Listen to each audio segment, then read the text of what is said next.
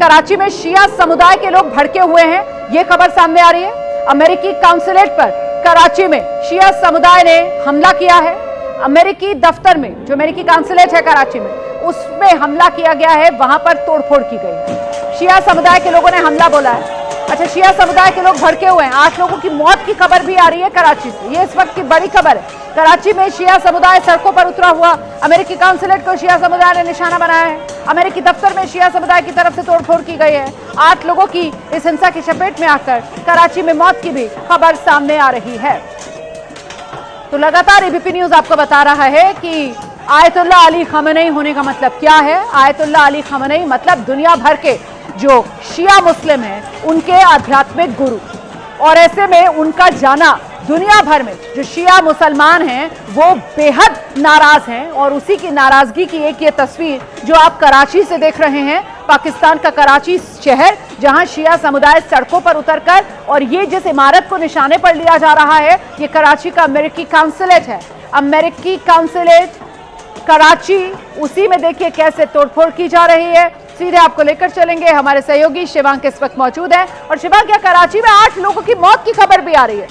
जरा विस्तार से बताइए इस खबर के बारे में। जी बिल्कुल रुमाना जी, देखिए कराची के अंदर तकरीबन 35% जो आबादी है वो शिया पॉपुलेशन है। वहीं पर ही सुबह 10 बजे सबसे पहले शियाओं ने डेमोन्स्ट्रेशन करा, प्रदर्शन करा, और फिर उसके बाद वो प्रदर्शन इतना उग्र हो गया कि जो प्रदर्शनकारी थे वो सभी पहले यूएस कॉन्सुलेट के बाहर पहुंचे। वहां पर उन्होंने एक तरह से नारेबाजी करी अमेरिका के खिलाफ, इजराइल के खिलाफ। उसके बाद वो प्रदर्शनकारी गेट को तोड़कर, तालों को तोड़कर कॉन्सुलेट के भीतर घुस गए, जहां पर उन्होंने बहुत तोड़फोड़ करी।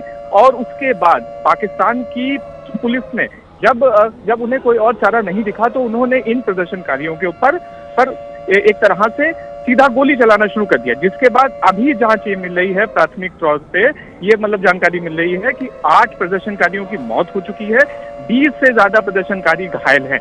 तो ये बड़ा सिक्योरिटी फेलियर है पाकिस्तान का। पाकिस्तान को पहले से इस चीज के बारे में पता था कि वहां पर अच्छे खासे शिया समुदाय के लोग रहते हैं जो कि अमेरिकी की दूतावास के बाहर प्रदर्शन कर सकते हैं, लेकिन उसके बावजूद जो कराची स्थित अमेरिकी कॉन्सुलेट था उसकी सुरक्षा नहीं बढ़ाई गई, पुख्ता इंतजाम नहीं करे गए, प्रदर्शनकारियों को प्रदर्शन करने की अनुमति दी गई। वैसे आज शिवांग, क्योंकि रविवार का दिन है, तो ये अमेरिकी काउंसुलेट क्या आज बंद था, और इसी वजह से वहां अमेरिकी काउंसुलेट में काम करने वाले लोग, एक तरीके से कहा जाएगा कि उनकी जान बच गई इस भीड़ के हाथों।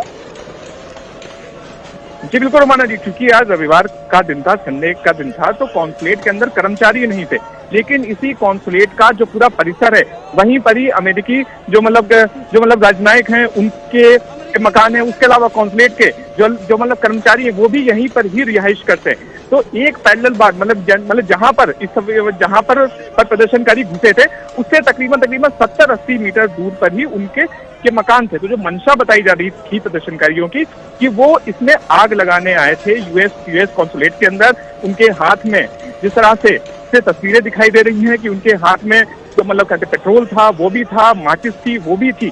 तो ये तस्वीर है कि कितना बड़ा सिक्योरिटी फेलियर था पाकिस्तान का, कि उन्हें अच्छे से पता था कि इस तरह के जो प्रदर्शन है वो हो सकते हैं।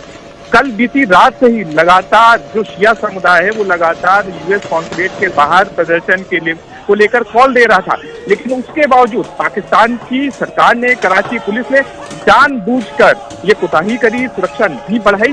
जिसके बाद प्रदर्शनकारियों ने, आप देखिए, प्रदर्शन शुरू कॉन्सुलेट के बाहर से नहीं करा था, वो तकरीबन 3 किलोमीटर पीछे से उन्होंने अपना प्रदर्शन शुरू करा था। लेकिन उसके बाद चलते चलते वो पहले कॉन्सुलेट के बाहर पहुंचे, वहां पर उत्तेजक नारे लगाए और फिर गेट को तोड़कर वो अंदर घुस गया। उस वक्त भी कराची पुलिस का एक भी अधिकारी नहीं मौजूद था। ठीक है शिवांक, मैं लौटूंगी आपके पास। जरा एक बार ये तस्वीरें दिखाते हैं और देखिए इस पे कैसे गुस्सा वो सुनाई तक पड़ रहा है। इन तस्वीरों को देखिए और सुनिए।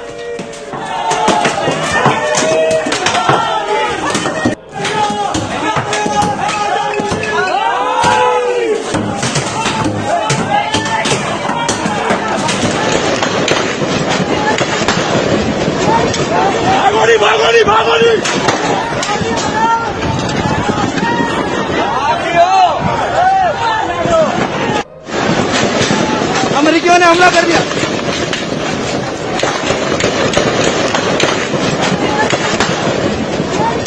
भागोड़ी भागोड़ी भागोड़ी।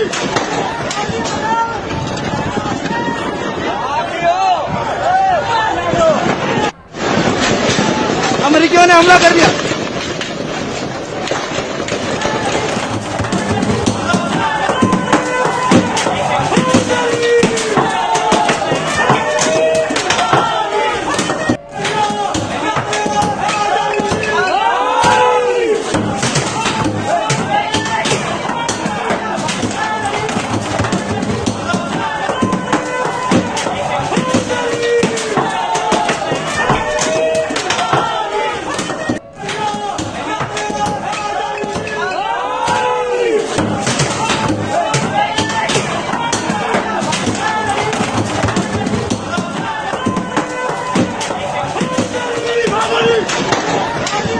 देखिए, कहते हैं ना कि एक बेवकूफ दोस्त से एक अकलमंद दुश्मन ज्यादा बेहतर होता है। अमेरिका अभी फिलहाल बहुत मेहरबान पाकिस्तान पर नजर आ रहा था। पाकिस्तान के प्रधानमंत्री, पाकिस्तान के जनरल की खूब तारीफें अभी कर रहे थे डोनाल्ड ट्रंप। अब ये तस्वीरें देख रहे होंगे वाशिंगटन में बैठकर डोनाल्ड ट्रंप कि किस तरीके से पाकिस्तान सरकार पूरी तरीके से नाकाम है। अमेरिकी काउंसिलेट की सुरक्षा तक कराची में वो मुहैया नहीं करा पाती है और नतीजा ये कि भीड़ के हवाले कराची में अमेरिकी काउंसिलेट। खैर, ये अपने आप में जो तस्वीरें हैं वो बहुत कुछ Pakistan as a failed state उस पर मोहर लगाती हुई साफ तौर पर नजर आ रही हैं और दुनिया में एक बार फिर पाकिस्तान जो है उसकी पोल खुल रही है। पाकिस्तान सरकार, वहां का पूरा जो निजाम है उसकी पोल खोल रही है। लेकिन अब बड़ा सवाल दुनिया के सामने यह है कि खामेनेई के अंत के बाद अब क्या होने जा रहा है। क्या ये महायुद्ध अनंत उसी की ये शुरुआत होने जा रही है? एक बार जल्दी से जरा खास मेहमानों का रुख करेंगे। जनरल बंसल के पास आपको लेकर चलते हैं और उनसे जानते हैं। जनरल बंसल, क्या लग रहा है आपको, क्या ये मामला अब लंबा खिंचेगा यहां से, जिस तरीके की हुंकार ईरान की तरफ से भरी जा रही है और ईरान के पास अब खोने के लिए बहुत कुछ बचा भी नहीं है? जनरल बंसल, देखिए, ये युद्ध ज्यादा से ज्यादा जो मैं समझता हूँ कि एक हफ्ता चलेगा, जिसमें कि अमेरिका और इजराइल मिलकर के इस युद्ध को कंक्लूड कर देंगे। और महायुद्ध का तो कोई मतलब ही नहीं बनता। वो इसलिए नहीं है। महायुद्ध या विश्व युद्ध तब होता है तो मेन पावर आए, जिसमें चाइना हो या रशिया, उनका कोई आने का मुझे नहीं लगता कि किसी तरह से आएंगे वो।